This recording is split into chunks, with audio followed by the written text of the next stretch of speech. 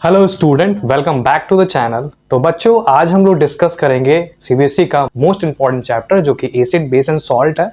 तो आज हम लोग रैपिड रिवीजन चैप्टर को एक बार में क्या कर लेंगे, डिस्कस आउट कर लेंगे।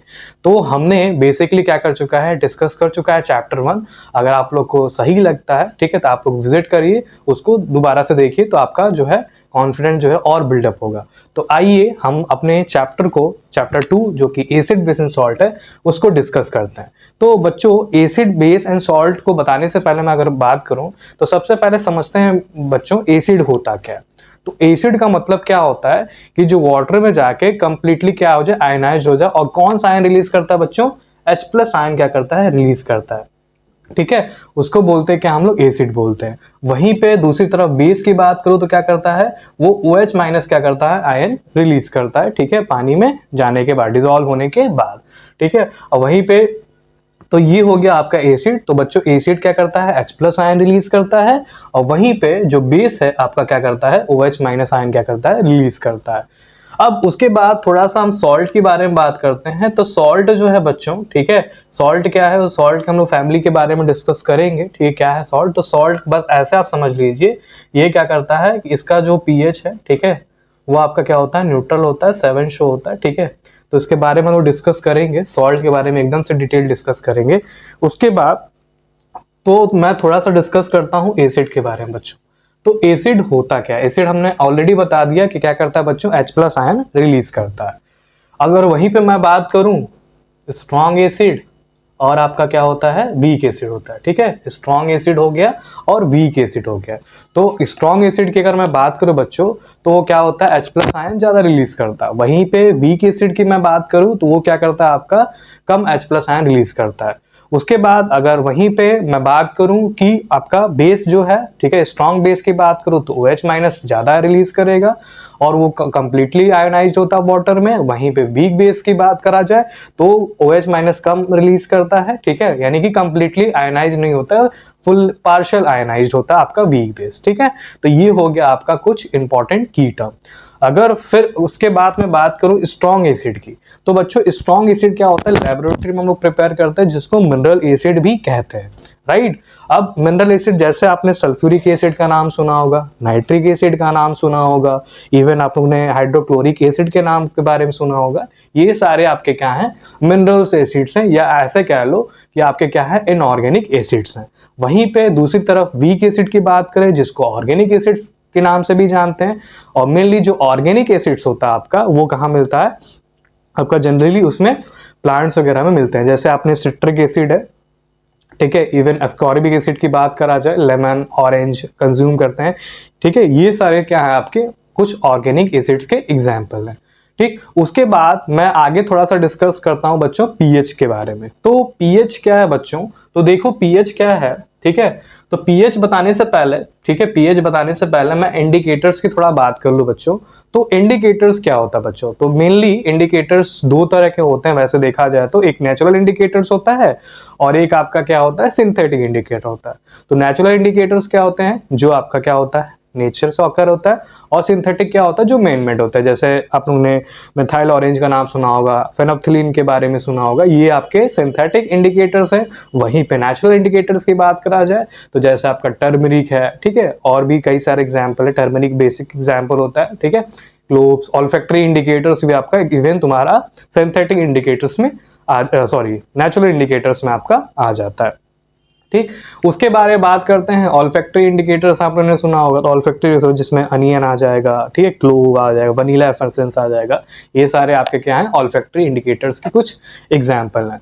ठीक है, तो उसके बारे में फिर नेक्स्ट अगर मैं बात करूं, ये हो गया आपका मोटा मोटी इंडिकेटर्स के बारे में। अब उसके बाद हम लोग नेक्स्ट टॉपिक पे थोड़ा सा जंप करते हैं। ठीक है, उसमें क्या है, पीएच में हम क्या डिस्कस कर रहे हैं, पीएच स्केल के बारे में डिस्कस कर रहे हैं। तो देखो पीएच स्केल बच्चों होता क्या है? तो पीएच स्केल आपका क्या होता है बच्चों? पीएच स्केल क्या होता है कि 0 से लेके आपका 14 तक क्या होता है बच्चों, रेंज होता है। अब इसमें से जो 0 से 3 तक होता है वो आपको किसको डिनोट करता है, स्ट्रॉन्ग एसिड को डिनोट करता है। 0 से लेके आपका 3 तक। वहीं पे 3 से लेके 6 तक क्या डिनोट करता है, आपका वीक एसिड को डिनोट करता है। 7 आपका न्यूट्रल होता है, जो कि सॉल्ट होता है, आप लोग पता ही है आप लोग को।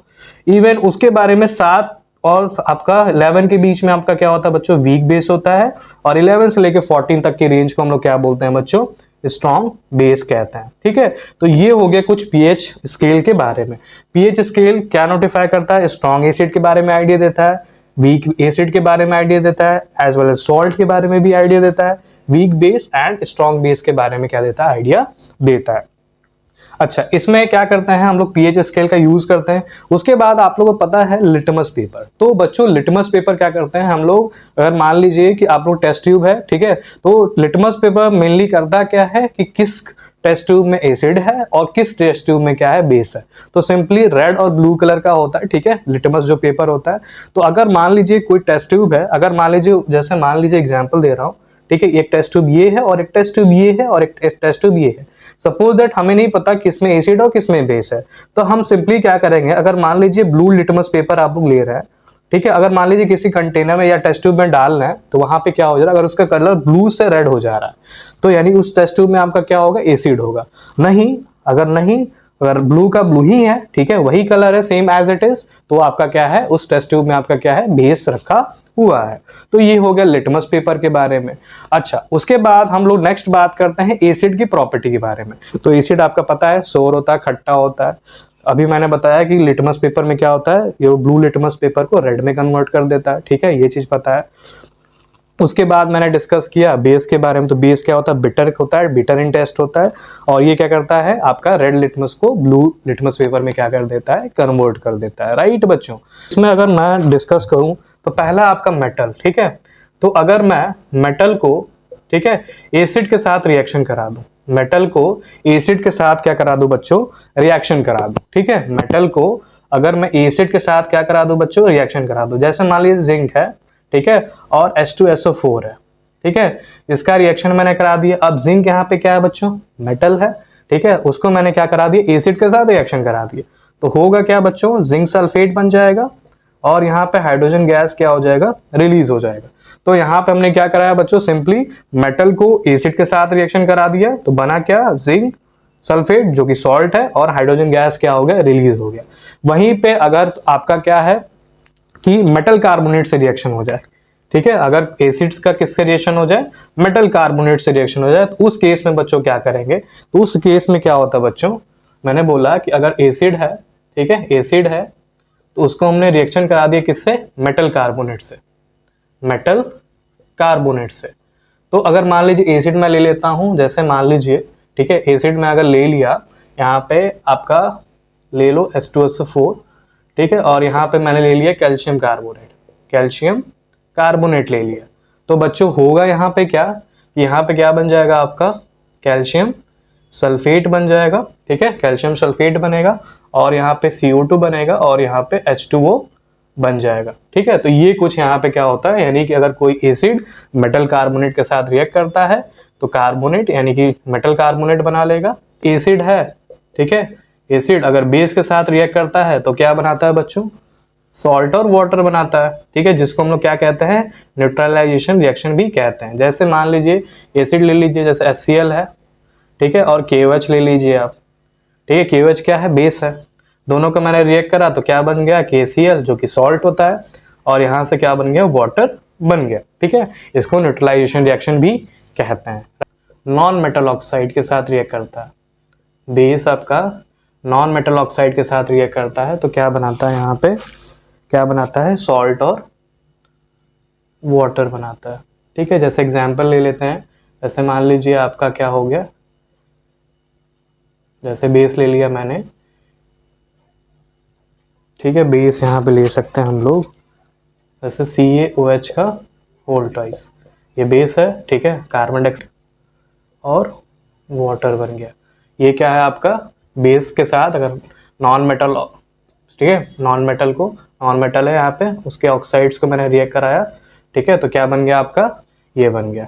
अच्छा, एक चीज और छूट रहा है बच्चों, एसिड के साथ, ठीक है, एसिड में मैं अगर मेटल ऑक्साइड है, ठीक है, अगर कोई एसिड मेटल ऑक्साइड के साथ रिएक्ट करता है, तो जैसे मान लीजिए H2SO4 है, ठीक है, और यहाँ पे मान लीजिए मेटल ऑक्साइड ले लो, जिंक ऑक्साइड ले लो, ठीक है, और यहाँ से रिएक्ट करेगा तो क्या बन जाएगा, क्या बन जाएगा बच्चों, यहाँ पे जिंक सल्फेट और यहाँ से क्या बन जाएगा, वाटर बन जाएगा, ठीक है, यानी कि सॉल्ट और वाटर बन जाएगा।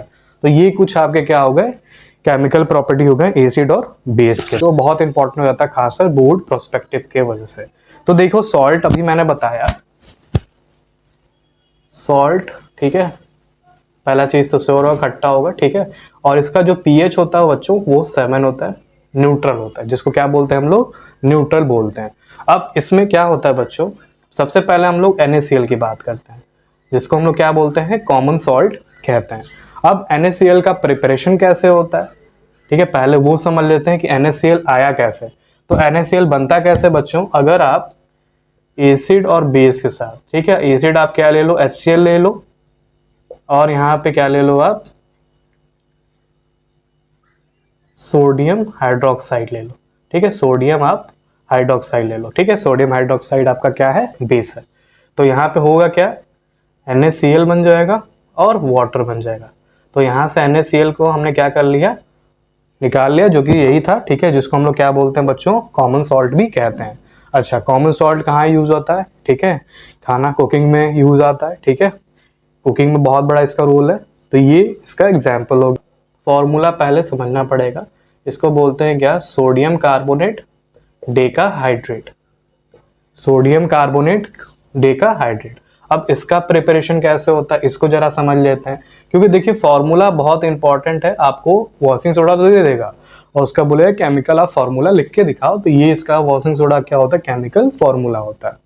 अब इसमें प्रिपरेशन कैसे होता है, तो हम लोग क्या करते हैं, यहाँ पे NaCl लेंगे और सोडियम बाइकार्बोनेट लेंगे, जिसको बेकिंग सोडा भी कहते हैं, और यहाँ से किसका फॉर्मेशन हो जाता है आपका, किसका फॉर्मेशन हो जाता है, वॉशिंग सोडा का फॉर्मेशन हो जाता है, ठीक है। तो ये हो गया यहाँ पे, यही आपका यहाँ पे वॉशिंग सोडा है, बेकिंग सोडा के बारे में, ठीक है। अच्छा, वॉशिंग सोडा कहाँ यूज होता है बच्चों, डिटर्जेंट वगैरह में आपका यूज होता है।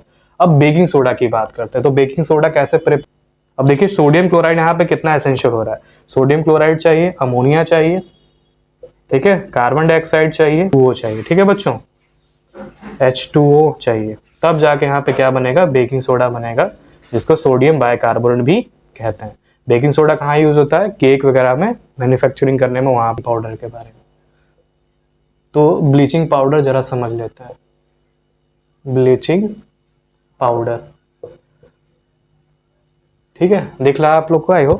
तो ब्लीचिंग पाउडर में क्या है, ठीक है, ब्लीचिंग पाउडर का सबसे पहले केमिकल फॉर्मूला, तो केमिकल फॉर्मूला क्या है, कैल्शियम ऑक्सीक्लोराइड, इसको क्या बोलते हैं हम लोग बच्चों, कैल्शियम ऑक्सीक्लोराइड। अब इसका प्रिपरेशन जरा समझ लेते हैं। अच्छा, ब्लीचिंग पाउडर का केमिकल फॉर्मूला भी आपको पता होना चाहिए, जो कि क्या है, कैल्शियम ऑक्सीक्लोराइड, और Cl2 लेते हैं, ठीक है, क्लोरीन लेते हैं, क्लोरीन के प्रेजेंस में इसका रिएक्शन कराते हैं, और यहाँ से क्या बनता है, कैल्शियम ऑक्सीक्लोराइड, ठीक है। और जो कि ये क्या है आपका ब्लीचिंग पाउडर, और ब्लीचिंग पाउडर आपको पता है जर्म्स को किल करने में ये सब इसका क्या है, बहुत इंपॉर्टेंट रोल है, ठीक है। तो ब्लीचिंग पाउडर सॉल्ट बच्चों, ठीक है, जिसको प्लास्टर ऑफ पेरिस भी बोलते हैं,